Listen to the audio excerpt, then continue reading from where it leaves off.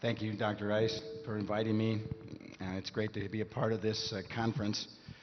It's an honor to be on the flyer with the other names that I saw there. If you were looking at the flyer or the advertisements and you looked down and saw my name and asked, who is that? You're not alone, because I was asking the same thing. So, who is that? By the way, I'm going to apologize right off the top for the sound of my voice. You can just consider this a midwinter Midwest accent. All of us talk this way up north about this time of the year.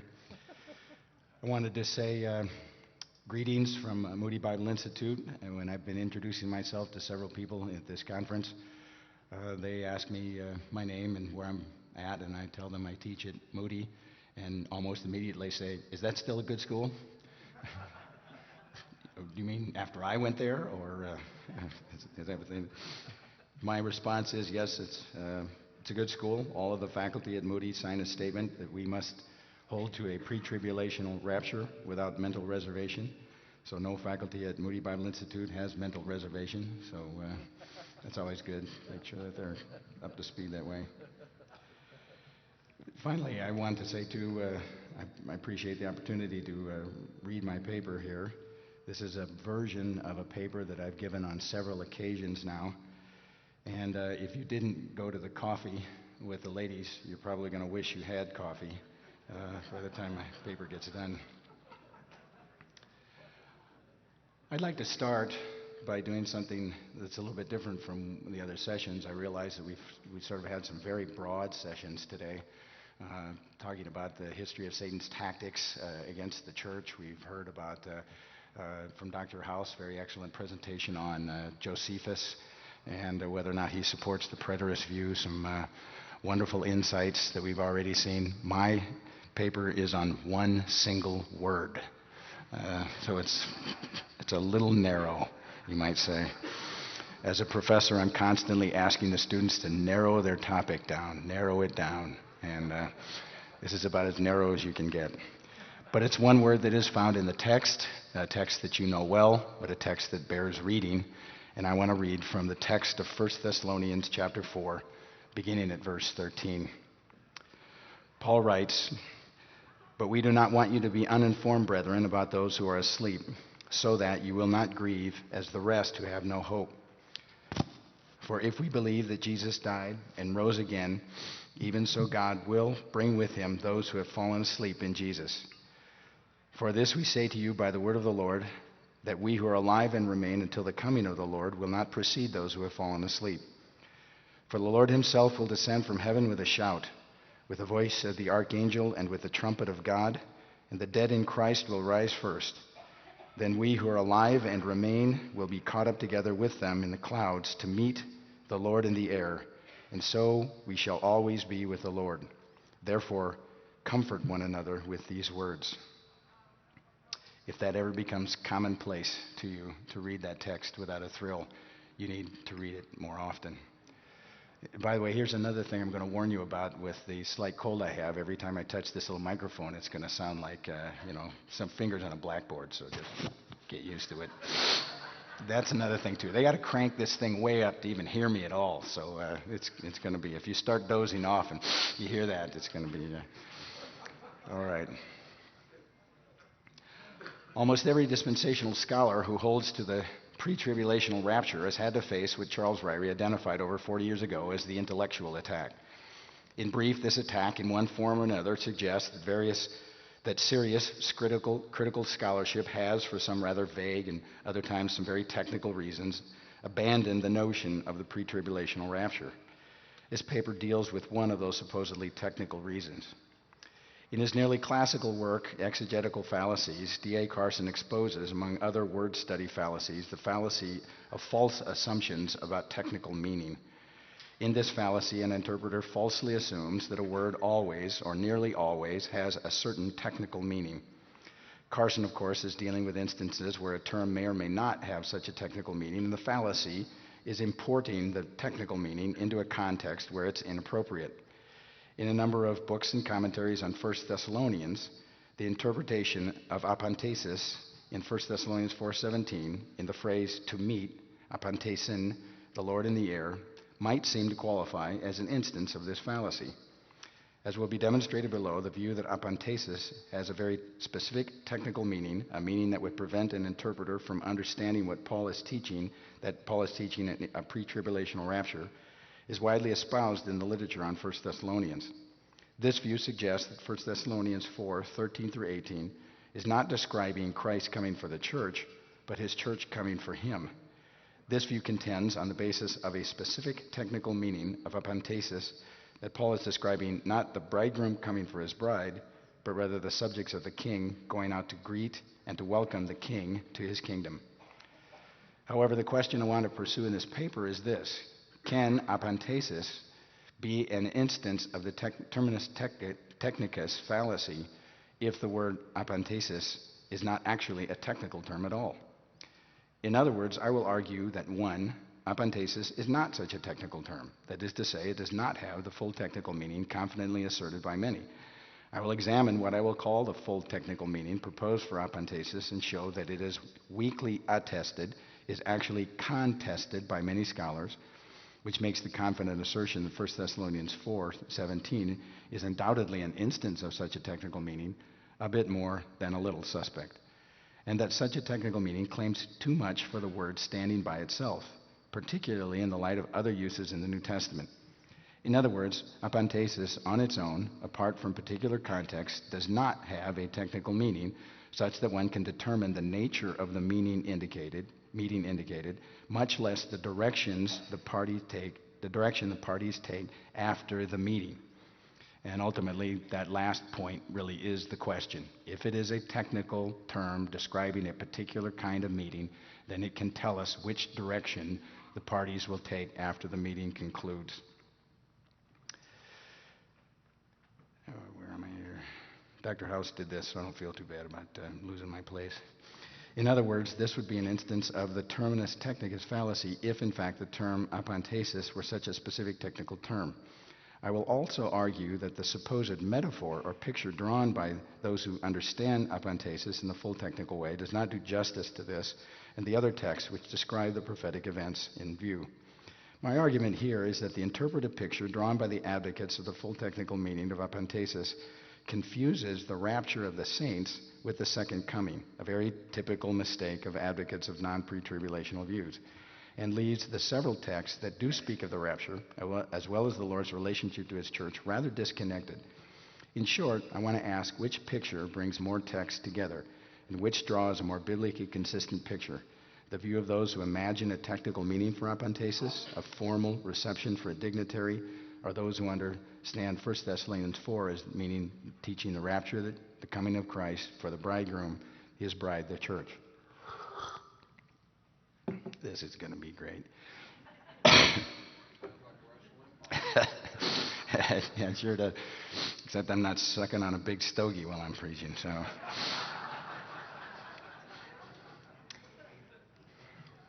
Are you with me so far? Let me begin with a brief synopsis of the view that apantesis is a technical term, and then I will briefly suggest what it means for the interpretation of 1 Thessalonians 4:13 through 18. I don't know which was more painful. This is going to be one of the memorable conferences, I got to tell you. All right, this is the synopsis of the technical meaning. In the simplest terms, the view of those who take apantesis as a technical term, in what I call a full technical sense, is the view that this term indicates a particular type of meeting. Meeting is the basic lexical meaning of apantesis. This is a meaning that would entail some rather specific proceedings. This is the key. Listen to these. It would take place between a delegation of citizens or officials and a visiting dignitary. It would take place just prior to the visiting dignitary's arrival at a predetermined specific location, often just outside a city. There would be certain formal preparations for this visit. The greeting party, so to speak, would take the initiative to go out from the city to receive the dignitary, and then they would escort him back into the city. It's this last detail that is the most significant for advocates of this view, for they would contend that this technical meaning precludes any view that understands Paul in 1 Thessalonians 4:17 to be describing a pre-tribulational rapture. Okay, now I'm going to stick a throat lozenge in, and you'll hear it clicking on my teeth for the entire message.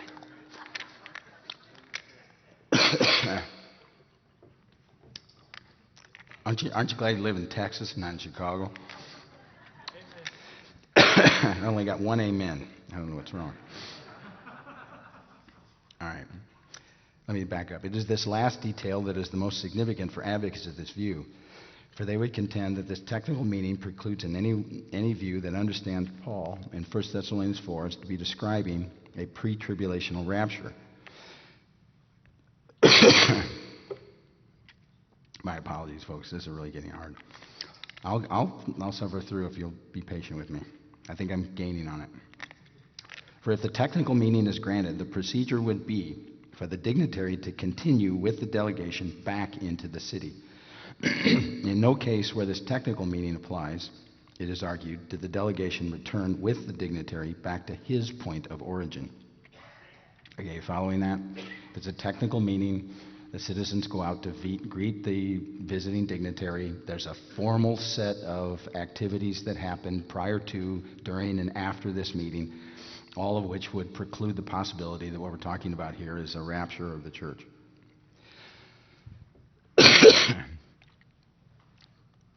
They're getting good on timing that. That's great.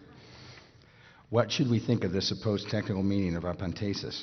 A little background on the origin of this view will help us to evaluate it.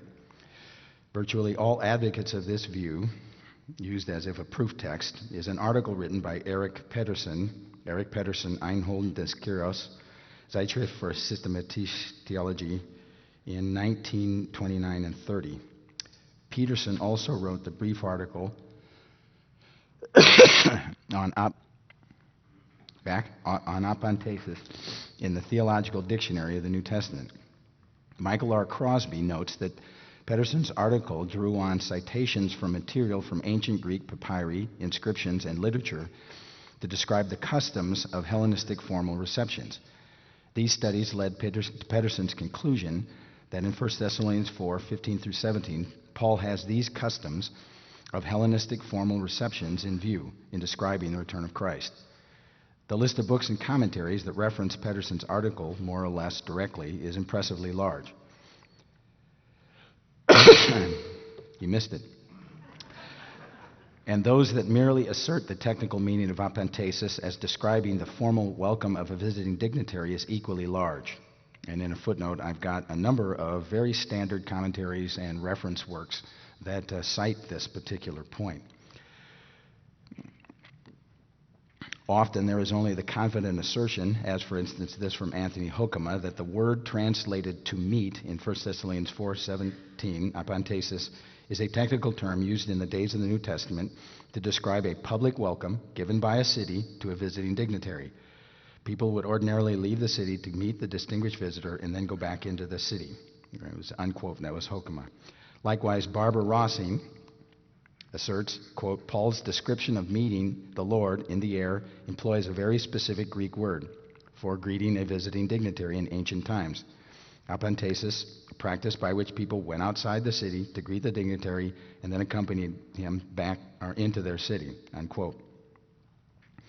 And I might just point out that it was this quotation in Barbara Rossing's book that really got me started on this study.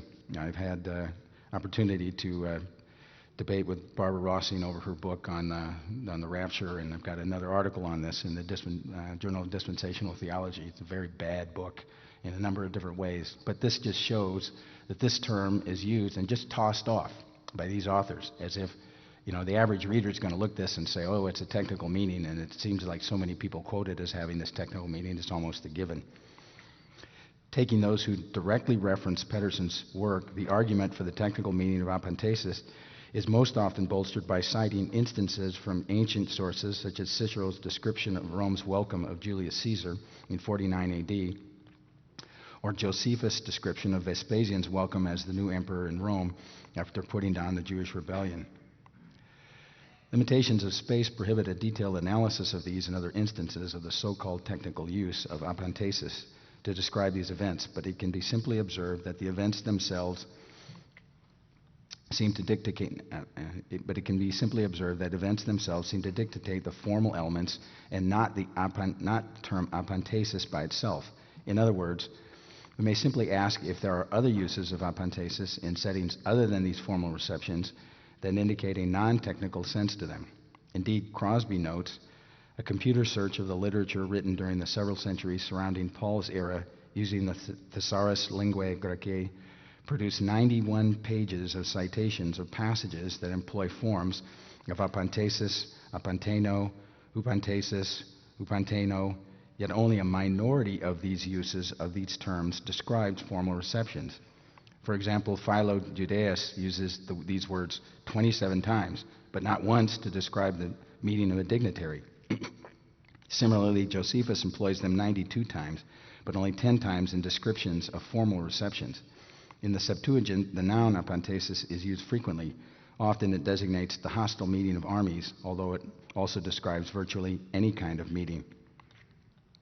By the way, I note in the footnote there that I did a study myself using the Tufts University Perseus lookup tool. I don't know if any of you are familiar with that. If you really have a lot of time and you're really a scholar and you just want to do something that's extremely boring, actually, I spent an inordinate amount of time looking these things up for such a tiny little footnote. I'm rather disappointed that there wasn't more to show from all the hours that I spent reading all of these Greek texts online. But I must have read over 400 uses of the word apantesis in its various sightings. And since I don't really know if I can legally use so much material off of that particular website, I didn't put too much of that in the paper. But again, it's pretty pedantic and boring stuff. But basically it boils down to this. Yeah, I mean, it's not a technical term.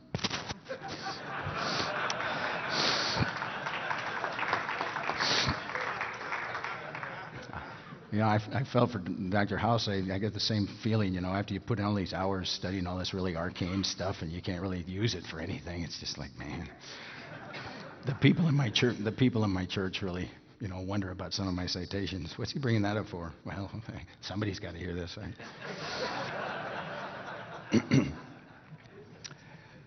In short, word use alone does not decide the issue of whether or not people of Paul's day considered apantesis to be a technical term for the Hellenistic formal reception. Clearly, apantesis was used in the description of a formal meeting, of greeting a dignitary, but often it was used in contexts where such a formal meeting was not being indicated. Simply put, the word considered apart from context, considered in and by itself, was not a terminus technicus. Context, not the term alone, determined whether the meeting carried any significance beyond a meeting between a group and an individual. Actually, if there is a more limited technical meaning, that would be it. That is, if the term apantesis has anything like a technical meaning, it seems to be used whenever a group met an individual. But even that might be questioned. Quite often, it talks about some Roman general or some military commander meeting somebody else. Of course, it was talking about two armies meeting. Again, it had no technical meaning. Attaching any further connotation to the term in and by itself, by virtue of its use in context describing formal receptions, is simply unwarranted. Indeed, there are several scholars who have questioned the full technical meaning. That is, they simply deny that considered on its own, apantesis has the specific technical connotations asserted for it by some, particularly in its use in 1 Thessalonians 4:17. Interestingly, both Witherington and Stott cite F.F. Bruce in their explanation of the meaning of apantesis in 1 Thessalonians 4:17. Bruce writes, when a dignitary paid an official visit, Perusia, to a city in Hellenistic times, the action of the leading citizens in going out to meet him and escort him on the final stage of his journey was called the apantesis. However, neither of these authors references this, also from Bruce. But there is nothing in the word apantesis, or in this context in 1 Thessalonians 4, that demands that interpretation. Thus, although Green confidently asserts there remains little doubt that this custom of formal receptions formed the background of this teaching in 1 Thessalonians 4, must agree with Mallarby that to understand Paul's use of apantesis as an allusion to the formal reception of a visiting dignitary is improbable on a number of counts. Crosby is clear. Pedersen was incorrect in reading Hellenistic formal reception into 1 Thessalonians 4, 13 through 17. The text does not support his assertion that Paul's use of apantesis in 4:17 brings with it the entire baggage of the custom of greeting dignitaries. Likewise, Joseph Plevick argues that Pedersen's argument is weak, since the expression apantesis or eis apantesis is neither limited to Hellenistic parousias nor does it always suggest a bringing in. So the term apantesis, considered on its own, apart from a context of formal receptions, is not well attested as a technical term, at least in the full technical sense. It is a matter of some sharp disagreement, to say the least, as to whether the full presumed technical meaning, even if it does exist, should be understood here in 1 Thessalonians 4:17. Now, some of the advocates of the full technical meaning of apantesis have appealed to other instances of apantesis in the New Testament to support their conclusions. There are only two such contexts: Matthew 25, verses 6 and 10, in the parable of the 10 virgins, and Acts 28:15, in describing Paul's reception by the Christians in Rome. However, even a quick glance at these uses and the arguments used to defend the technical meaning of apantesis will reveal that the advocates of the technical meaning are engaged in some special pleading. Neither the meeting in Acts 28:15 nor that of the bridesmaids and the bridegroom in Matthew 25 have any of the formal features of the Hellenistic formal reception of a visiting dignitary.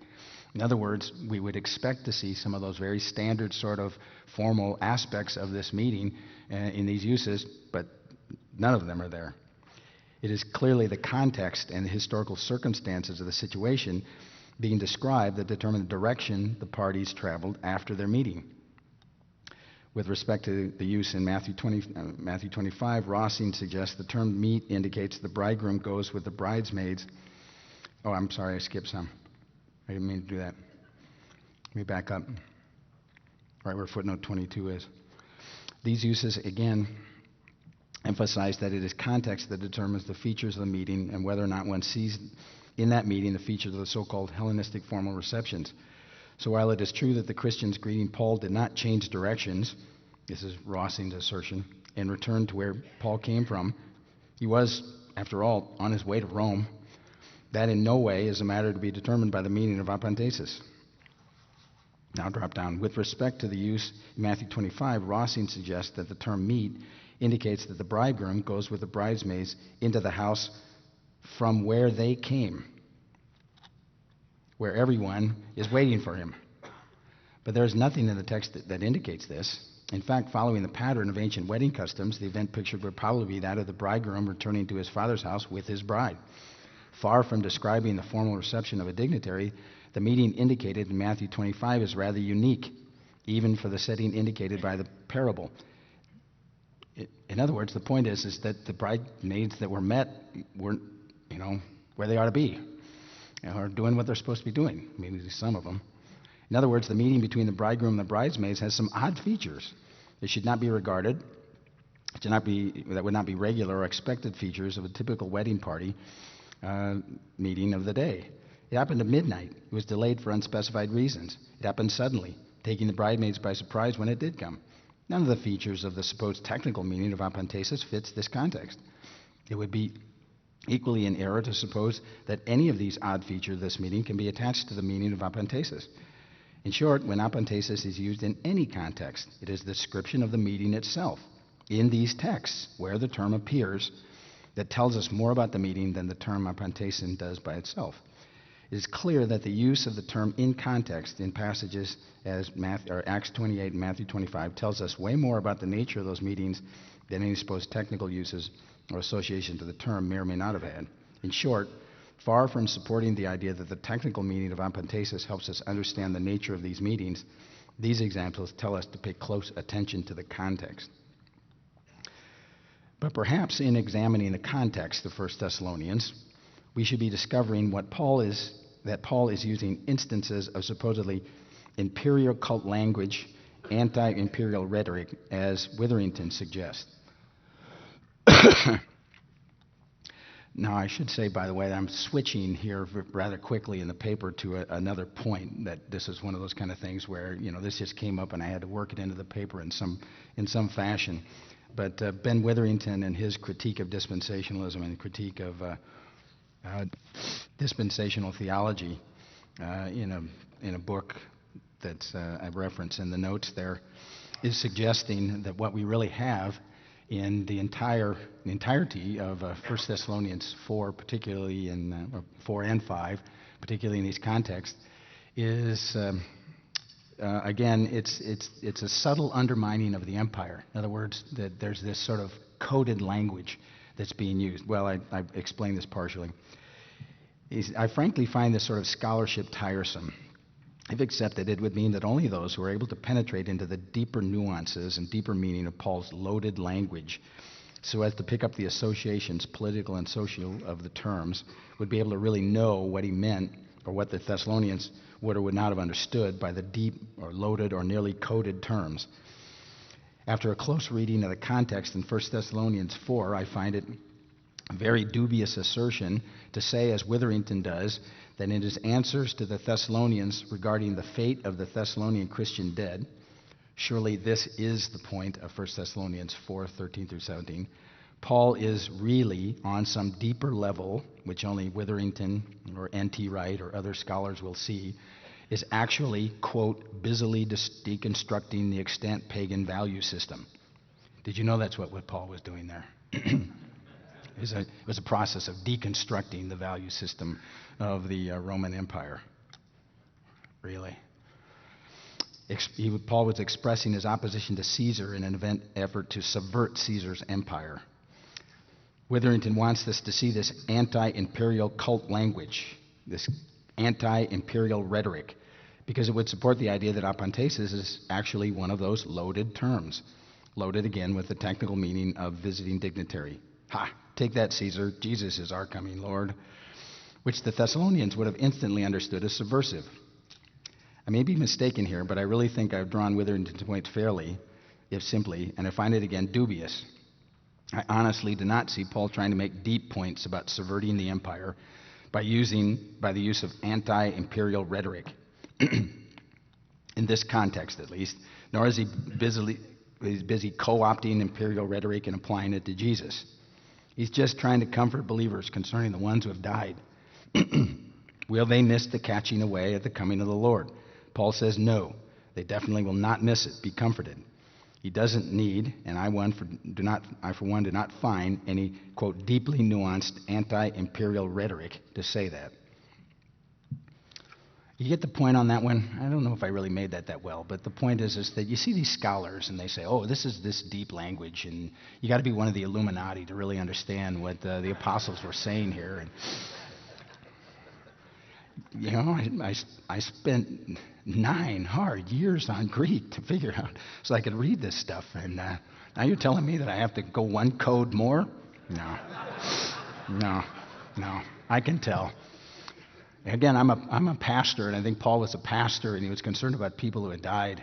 I guess people were concerned about doing that. He's trying to comfort them. You know, he's no more got Rome in mind than we have.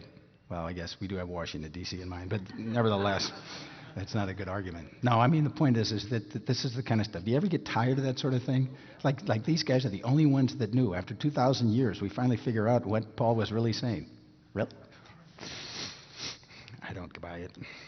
That's why I'm here at this meeting, and I'm not at some other meeting. Thank you for inviting me. We may conclude, therefore, that since the term apantesis on its own does not automatically indicate that Paul had the formal reception of a dignitary in mind, we may not, as Green suggests, quote, assume that the Thessalonians would have understood, on the basis of some purported technical meaning of apantesis, that the Lord would continue his parousia until he arrived at the final destination of the city or earth. In fact, as we turn our attention specifically to the context of 1 Thessalonians 4, 15 through 17, it will become clear that even if there were a well-recognized technical meaning of apantesis that included even the slightest indication of which direction the parties took after the meeting, that technical meaning simply would not fit the context. Now, you understand my argument here. There is no technical meaning for this particular term, but even if there were, this wouldn't be a context where it would be found. In his article on Hellenistic formal receptions, Michael R. Crosby, by the way, who I've quoted already, and I should let you know that Crosby's article is, again, another one that got me going on really understanding the meaning of apantesis in this particular use here. Crosby has no sympathy whatsoever for dispensational pre-tribulationism. Believe me, he regards it, this is quoting him, as discredited, naive, misguided, and fanciful, and a doctrine that he detests. Crosby's another one of those guys that used to be a dispensationalist, but his doctorate led him away into other things because he got to be more scholarly. But I got to give him this, is that when he saw that Pedersen's suggestion was completely misguided, he, to his credit, he indicated that any interpretation of 1 Thessalonians 4:17, which suggests that apantesis has this technical meaning, was simply not tenable. So, again, using Crosby as a source, an individual that's debunking this view, he's not happy about his conclusion. You could really read that, too, if you ever read the article. He said, I'm not really happy about doing this. Well, we are, Michael. Thank you for publishing it. Crosby examines the features of the so-called Hellenistic formal receptions as these were identified by Pedersen in the article previously cited. Some of these features, again, are decrees to make elaborate preparations. Where do you see that? See anything like that in 1 Thessalonians? Any decrees? Preparations for wearing of festive clothing, garlands, and wreaths. No, we're not supposed to do that. I mean, that's specifically what we're not supposed to do. Get a white sheet and go out to the highest point in town and wait. No, we're going to be about our work. A lot of passages talking about so your labor is not in vain in the Lord. Completely there's nothing like that in 1 Thessalonians 4. Sacrifices were often prepared on and offered as a part of the reception. Loud acclamations would be a prominent part of the receiving crowd's behavior. Crosby describes these features with quotes from primary sources recounting these receptions. And then he summarizes the point that I want to emphasize here. Quote, all of the main elements of Hellenistic receptions found in ancient papyri, inscriptions, and literature are missing from 1 Thessalonians 4:15 through 17. And you're not keeping up with me, but that's okay. The context, again, do you get that? I mean, this is the whole point. If we're going to see these formal receptions in this particular context, we ought to see them, but we don't. In fact, just the opposite. The context in 1 Thessalonians describes an event that is sudden and unexpected. Certainly none of the elaborate preparations are indicated. The Thessalonians are not told to be prepared with special garments or garlands. It is not the Thessalonians who take the initiative for the meeting. It is not the Thessalonians who are making noise, but the shout, the voice of the archangel, and the trumpet of God. Crosby is dead on. There's no evidence of a formal reception in this context, so there is no way to determine the direction the parties take after the meeting based on such notions. Even if there were a technical meaning of apantesis, it would be, as noted earlier, a classic example of Carson's fallacy of, quote, false assumptions about a technical meaning, wherein interpreters see the technical meaning of the term where it clearly, and in the context here says clearly, it does not pertain. Got to tell you, when you're a professor, one of the things that you really don't look forward to is first-year Greek students using their lexicon. You know what I'm talking about? You ever been one of those sermons? Every single meaning in the book finds itself into the text just at that point, and that's the kind of thing that we need to, and that's exactly what's going on here with these great scholars. On the other hand, there are several features in the context which indicate that the direction the parties take after the meeting is not back into the city. For one thing, even Green, remember, who is an advocate of this technical meaning, even Green notes against his own view of apantesis that the term caught up, the term here is harparge samatha from harpazo. Somebody said better say harpazo at this meeting, or I'm going to be disappointed. Means to take away someone by force or to catch away to a celestial place. To go on to suggest that no, quote, no other explanation is offered of the events after the meeting, as Green does, and to suggest that we assume the parties continued into the city, again on the technical meaning, basis of the technical meaning of apantesis, simply faulty interpretation. As Plavnik notes, Pedersen's explanation of apantesis does not fit the being snatched up, nor does it fit with the cloud motif in 1 Thessalonians 4 in the context. Quote, in Pedersen's interpretation, the people going up on a cloud is equivalent to the citizens going out in the city, which is rather strange. The term Abarge Samitha does not fit the picture of a group of excited celebrants who take the initiative to go out to greet the royal dignitary arriving. It does indicate a sudden, unexpected removal of the believers away from the earth. Furthermore, the meeting is left, well, literally up in the air, with only this to indicate what happens. What direction next? Quote, and so we shall always be with the Lord. One can hardly miss the allusion to another instance of cloudy removal from the earth. I am thinking of Acts chapter 1. In Acts 1:9, the ascension of the risen Christ, a cloud, perhaps the Shekinah, received him out of their sight. And in 1:11, the disciples are informed that he went to heaven. Admittedly, Paul does not specify that the destination is heaven, but he is explicit in 1 Thessalonians 4:17 that we shall always be with the Lord. And the Lord went to heaven. Paul Benware offers this summary. Clouds are also used figuratively in the Bible to refer to the presence and glory of God. It is best in this rapture passage to understand that the cloud is referring to the visible presence and glory of God. At the rapture, it is the glorious Lord Jesus who appears and brings the saints into the presence of his glory. And by the way, I didn't note this, but in no way do I suggest that there aren't literal clouds there. I mean, the point is I think both views I don't think are mutually exclusive. So I think it's literally in the clouds and going up, and I have a great power. I just was teaching on this, as a matter of fact, the other day when I was using my PowerPoint slides on this, and I got some great pictures of people actually being raptured. I mean, you know, imagination, of course, but there's literal clouds and everything else there, but I think that's the picture. One other point needs to be made regarding the context. It must be obvious that Paul's main concern is to answer the question of the Thessalonians concerning the believers who have fallen asleep. They were concerned about those who had died, but they missed the promise of the blessed hope. Paul makes it clear in verse 14, no, they will not miss out, for God will bring with him those who have fallen asleep. Those who advocate the formal reception of dignitary view will acknowledge that the resurrection is a part of Paul's answer here, but seems to ignore this detail, that is, that he will bring with him those who have fallen asleep. That little detail finds no connection whatsoever in the visiting formal dignitary view. Yet again, the answer to the question concerning the destiny of those who have fallen asleep in the Lord is, in many ways, Paul's main reason for directing the Thessalonians to the truth of this prophetic event. The union of the living, translated saints with those whose souls are finally reunited with the glorious resurrected bodies is the main point here. See 1 Corinthians 15. And Paul teaches it to produce comfort and hope, and that is the rapture.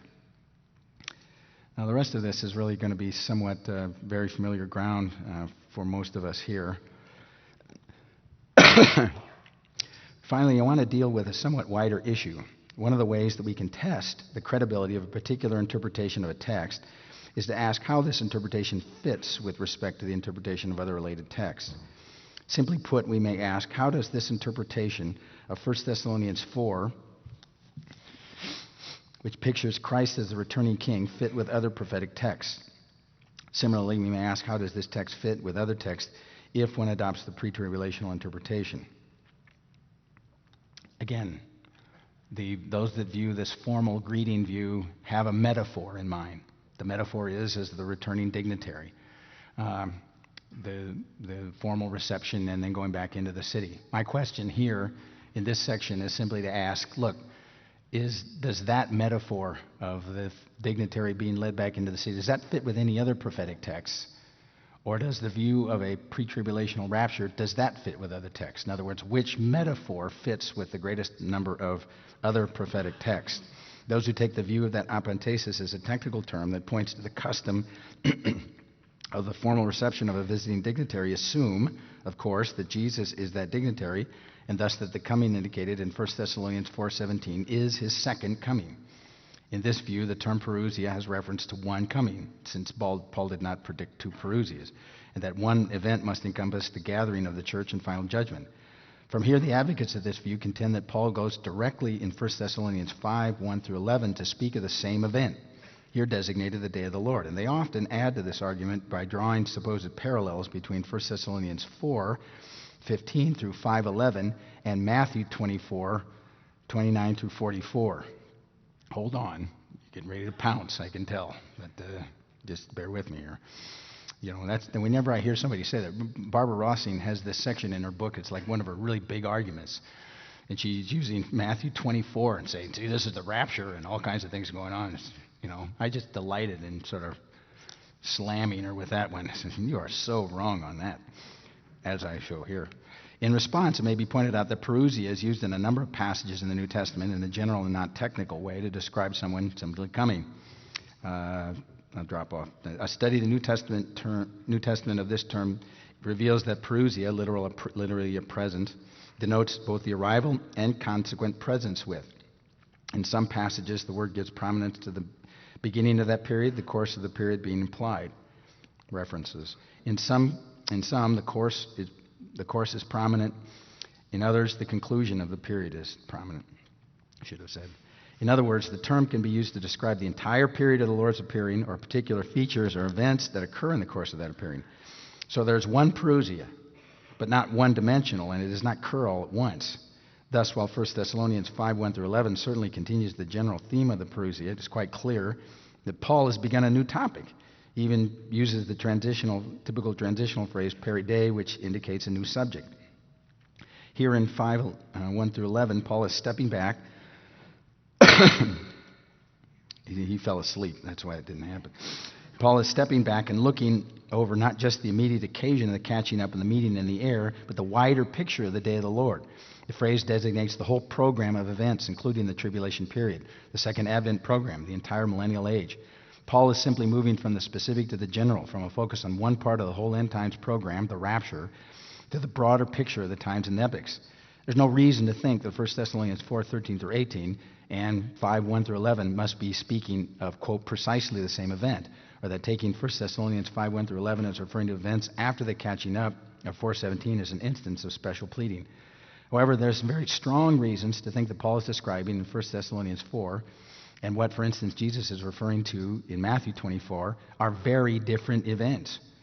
As noted, the advocates of the view of that ampantesis is a technical term that points to the custom of a formal reception of a visiting dignitary, often assume that 1 Thessalonians 4:15-17 is a description of the second coming. This is a fairly common error. I'm sure you're surprised to hear that one, right? Not. Paul Benware has analyzed the main passages dealing with the rapture and those dealing with the second coming and has identified several contrasts that indicate that the two events are indeed different. The following chart conveys the point. The place. That didn't come across too well, did it? The place of the rapture, the Lord comes in the air and returns to the Father's house. The place of the second coming, the Lord descends to the Mount of Olives and remains on earth. The purpose of the rapture, the Lord comes to gather and unite and bless His church, glorify bodies. Lord, in the second coming, the Lord comes to judge unbelievers, wrath, and no glorified bodies. The result of the rapture, no mention of establishing a kingdom, believers are removed from the earth. The result of the second coming, the Lord comes to establish the kingdom, and believers remain on earth. The time of the rapture is imminent, any time. The time of the second coming is after the tribulation. These are two separate accounts, Benware concludes. On the other hand, those who take Paul as teaching the pre-tribulation rapture view in 1 Thessalonians 4 can tie this understanding to an impressive, wider than the formal reception dignitary view, biblical metaphor that places it on firmer footing. When suggested earlier, one considers how the interpretation fits with the other passages. The metaphor is that of the church as the bride of Christ, the bridegroom. Robert Sussy writes, one of the most beautiful images of the church is that of the bride of Christ. The metaphor appears prominently in Ephesians 5, where Paul uses the union of Christ and His church to illustrate the relationship of husband and wife. Understanding the key aspects of this metaphor requires a knowledge of ancient wedding customs with which the disciples in the early church would have been assuredly acquainted. And my point there is to kind of look back to the idea that the Thessalonians may have had this coded language, and they may have been sort of undermining the empire without letting anybody know exactly what they were doing. And I don't think they were involved in anything like that at all, but they would have been deeply steeped in the metaphor of the Jewish wedding customs and bride and bridegrooms, etc. Again, Sussy describes the main features of these customs that are pertinent to the understanding of the main metaphor. He writes, quote, the Oriental practice of marriage consisted of 3 stages. First came the betrothal, which was more than a promise of marriage. It was the very initiation of marriage, for the bride was legally considered a married woman from the time of her betrothal. After the betrothal, there would follow an indefinite time of preparation. This time was devoted to, on man's part, the preparation for the future home, the woman's part, preparation of herself for the new role that she was intended to fulfill. At an undesignated time, there would be the retrieval, when the actual marriage would take place. On that day, the bridegroom and his friends went to the home of the bride, and then the company of the bride and her friends, the festal company, proceeded to their future home. When the couple arrived at their future home, there would be a more formal ceremony of presentation, and it often was a friend of the bridegroom who made the presentation of the bride to the groom. Then would follow the marriage and a supper time of celebration. It is that simple outline, and I've simplified it even more than we know that could be really well fleshed out and has been by a number of people. I suggest that forms the background to the understanding of the significance of the several passages that teach the rapture of the church, including 1 Thessalonians 4. The first passage in the New Testament revealing the rapture of the church is found in John 14, 1-3, recorded in the very words of the bridegroom himself. It is a promise to fulfill the tasks of the bridegroom in preparation, and a promise in anticipation of the time of retrieval. The church is presently the betrothed bride of Christ. The text noted earlier, Ephesians 5, indicates that the bride, the church, is to be active as well, fulfilling her part in the period of preparation. Then follows the course of actual retrieval, and this is obviously what 1 Thessalonians 4, 15-17 is all about. Following the analogy of the Oriental practice, the church, as the bride, now waits the coming of Christ to take her to himself, again alluding to John 14:3. The Apostle Paul speaks of this day in 1 Thessalonians 4, 16-17. Finally, the retrieval leads to the presentation, and only in this case, Christ presents his own bride to himself. He and no other presents the bride, and he and no other receives her to himself. After the presentation, there follows the marriage supper, which of course is indicated in Revelation 19, 7-9. The fact that we can fit 1 Thessalonians 4 into this wider biblical metaphor of Christ and his bride does not prove the pre-tribulational rapture, but it does offer the more satisfying and biblically consistent picture of the prophetic event in view in 1 Thessalonians 4:17 than the dubious opinion of the formal reception of a dignitary view. Thank you for your patience. You're very, very patient.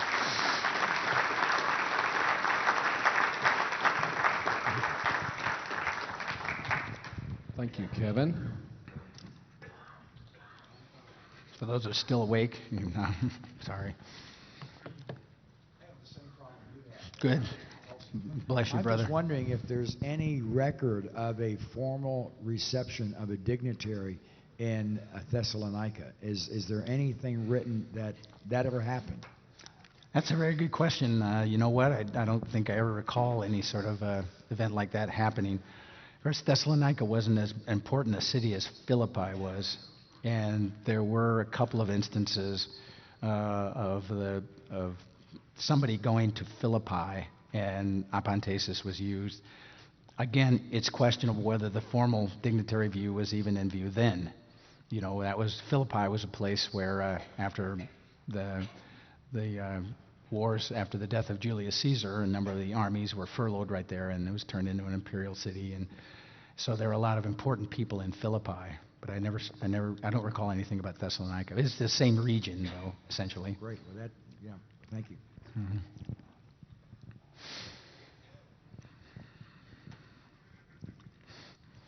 Y'all ready for dinner? Have you seen the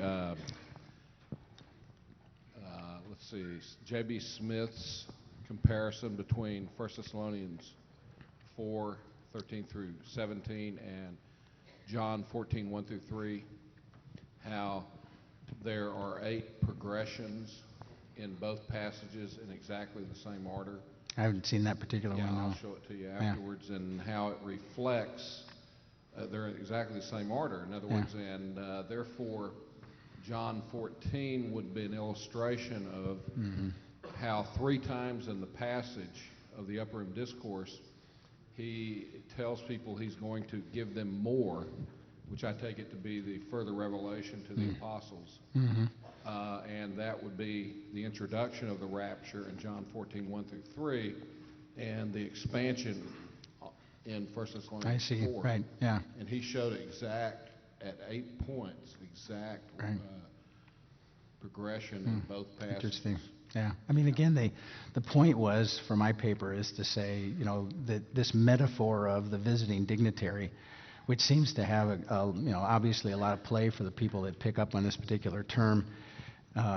They don't see that metaphor working for any of the other prophetic passages. In other words, they don't say the visiting dignitary view or metaphor that talks about the second coming in other what they would call second coming passages also reflects this visiting dignitary metaphor. It's like this is the only place where this metaphor shows up for them, and I think it really functions more in an effort to sort of to debunk the view of the pre-tribulational rapture than it is a serious attempt to try and understand what's going on in 1 Thessalonians 4.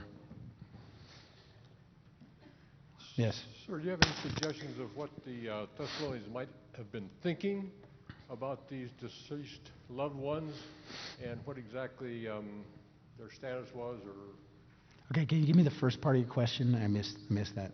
could you make some suggestions of what the Thessalonians might have been thinking about the problem that their deceased loved ones had? What they missed it, or they might miss it, but what exactly? Well, as a pastor for over 20 years, and those of you that have been pastors, and most of us have had the experience of losing a loved one, I think we know what they were thinking. The pain of separation for these folks. I mean, and again, you got to remember, Paul wasn't in Thessalonica that long, and there was a sense in which some of the things that he had taught them, the implications of them hadn't had a chance to be worked out, and so people died.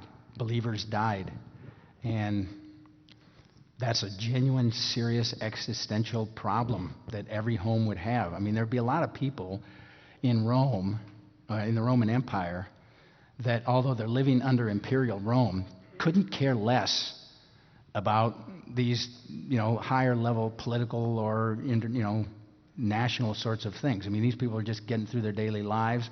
They're thinking about the things that concern what goes on with them. So to think that they would be picking up on these deep metaphors of imperial cult language and all that kind of stuff, no, they're just living their lives like we are, and they're going through the things that we are. And what were they thinking?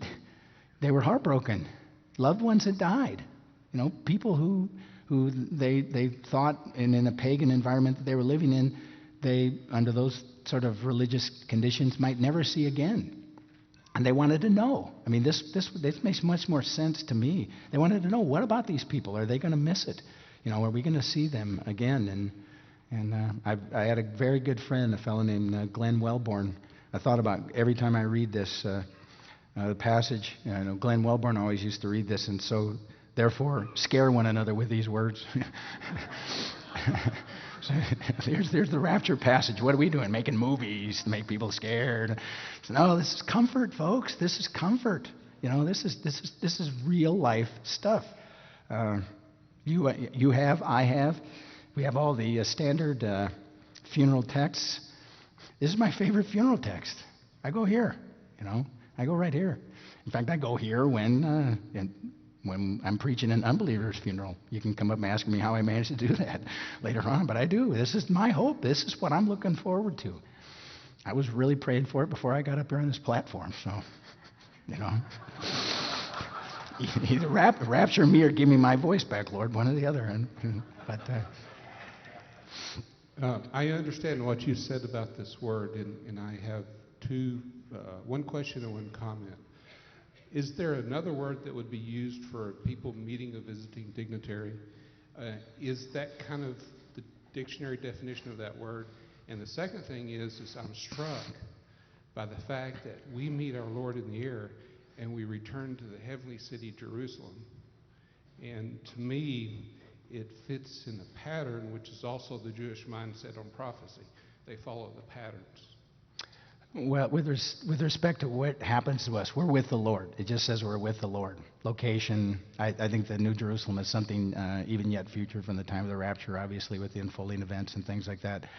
And, I think, folks, that when we start talking about so we'll ever be with the Lord, we say, well, what's that going to be like? Okay, what's it going to be like? We start trying to figure out all the different sort of locations. How is it going to be? You know what? I think if we were in the most opulent environment you could possibly imagine, at the moment that we're with Jesus, the most opulent setting, the most beautiful, whatever you can think of, will fade completely because we're going to be in the presence of Jesus.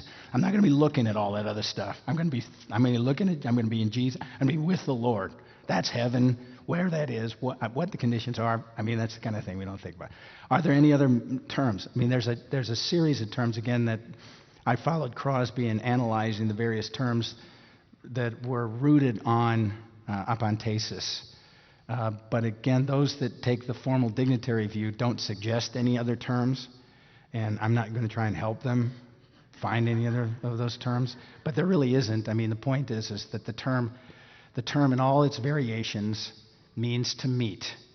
If there is any quasi-technical meaning, it's a group meeting an individual in a number of different settings, a number of different possibilities, and the context makes the point. And 1 Thessalonians, again, you can just get my heart on this, is that when I see the many, many commentaries and books and things that just toss this word off, and you need to, I mean, there's a lot of pedantic stuff in here. Okay, fine, you didn't, it's not necessary. It's just stuff scholars love to do, and we do that sort of thing. But you got the main point, right? It's that is an argument that's been completely debunked now. Don't buy it. If you see it in a book, mark it out. I'm sorry. I have to apologize every time I say this. I gotta confess to the Lord. I nailed Barbara Rossing to the wall on this one. Okay, It was way too much fun, I just think. So, it's bad. It was bad. I met Barbara Rossing and had a nice little discussion with her one day, and I can say it wasn't rapturous. Yeah, no, I've had two occasions. I sat in it wasn't like a debate because it was a mutual interview with Barbara Rossing and myself on the local news, Channel 2 News in Chicago, and then I was on the Milt Rosenberg show. If anybody from Chicago knows, on WGN Extension 20, the Milt Rosenberg show, and I had 2 hours with her, and debating back and forth. And at the end of the show, Milt Rosenberg says to her about her book, "You didn't prove your point." Yeah. And she says there's no wrath in the book of Revelation. Yeah, that's a great one. I got a great line on that, by the way. She says that the lamb that was slain is lamb. It's a lamb. The lamb that was slain, it's lamb power, or Fluffy, as some people like to call him. But when it talks about in Revelation 5 and 6 about the wrath of the lamb, I said, Fluffy seems to have an attitude.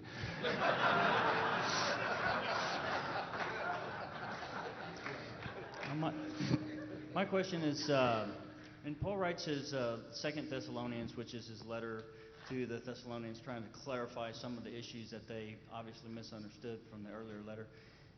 He writes in 2 Thessalonians 2 that concerning the coming of our Lord and our gathering to Him, that day won't come until the son of perdition is revealed, and and the restrainers taken away, and all these other things, that these events that happen. Right. What does he mean by when he's saying coming of the Lord and our gathering to Him? Is that a rapture? Is that indication of the rapture?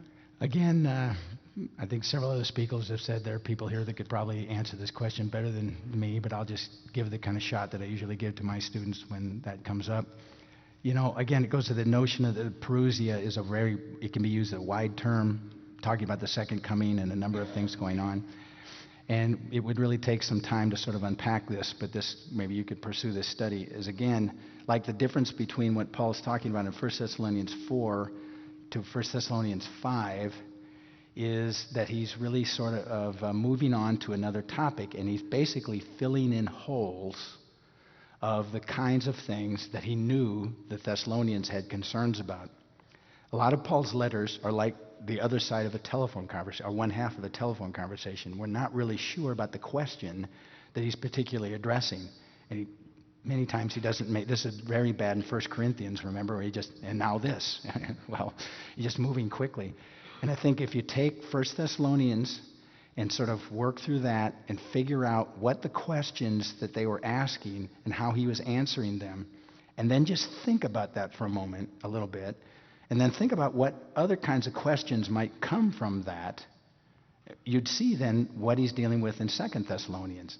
I mean, if you do that, I mean, that's what I'm trying to say. If you look at the first, try to figure out what question did the Thessalonians have to Paul that he answers in 1 Thessalonians, And then ask yourself, well, what kinds of questions, I mean, as a pastor, you can sort of begin, as a professor, you can sort of begin to know what question is next. Students, they begin to think you're clairvoyant. They start talking, I know where you're going. But Paul's doing that. See, in 2 Thessalonians, he's doing that. He's just filling in the next sort of things. So he's not talking about exactly the same thing. He's covering in, basically the watermarks that overlap those kind of things. Now, somebody else can give a more specific example who's aware of the issues. Thank you. Yeah. Was your debate with Barbara recorded, and if so, is it available someplace? You know what? It was on the Extension 720 website for a long time in the archives of the Milt Rosenberg Show. Now, I don't know that he keeps that going, whether that's still up there or not, but it's WGN, the radio side. Look up, it's Extension 720 or Milt Rosenberg, and you can look into the archives to see if it's still there. And I didn't keep a recording of them myself. Like, I don't keep recordings of my own sermons. I think that's just a little bit narcissistic to have a complete set of my own sermons, things like that.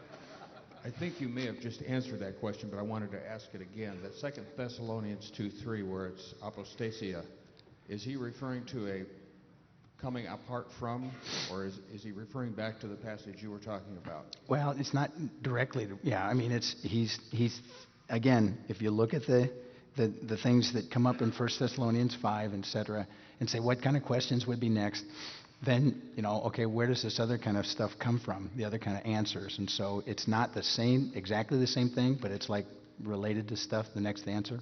Well, he didn't refer to any apostasy in the sense of falling away from the truth Right. in 1 Thessalonians, so Right. when he uses the It's definite article and he's talking about the apostasia, would it not go back to the first one? And that's- Again, a lot of people want to see like, okay, this and this and this, and they can connect those kind of things. I don't necessarily read prophecy as sort of making those really precise sorts of things. I'm very pastoral in terms of what the answer was. So the point is that, yeah, it's related. It's got to be related to what he was saying in 1 Thessalonians, but it isn't necessarily trying to, be real precise to the next thing. I mean, after I read 1 Thessalonians, I got some questions that I think are logical kinds of questions that he begins to answer in 2 Thessalonians. But, I still got questions. I got lots of questions about prophecy, don't you? I mean, anybody here got it figured out besides Dr. LaHaye and Dr. Ice? I mean, they got it figured out, but I got a lot of questions. And you know what, again, I think that's the kind of thing, if you ask, then if I step back and I say, why do I have that question? Is that a pastoral question, or is that just, for want of a better term, and I don't mean this badly, a curiosity question? Paul answers the pastoral questions, putting together everything sort of this, this very sort of precision sort of thing like that. Doesn't necessarily answer the pastoral question. Okay, any more questions, comments, testimonies, prayer requests? Okay, thank you, Kevin. Thank you.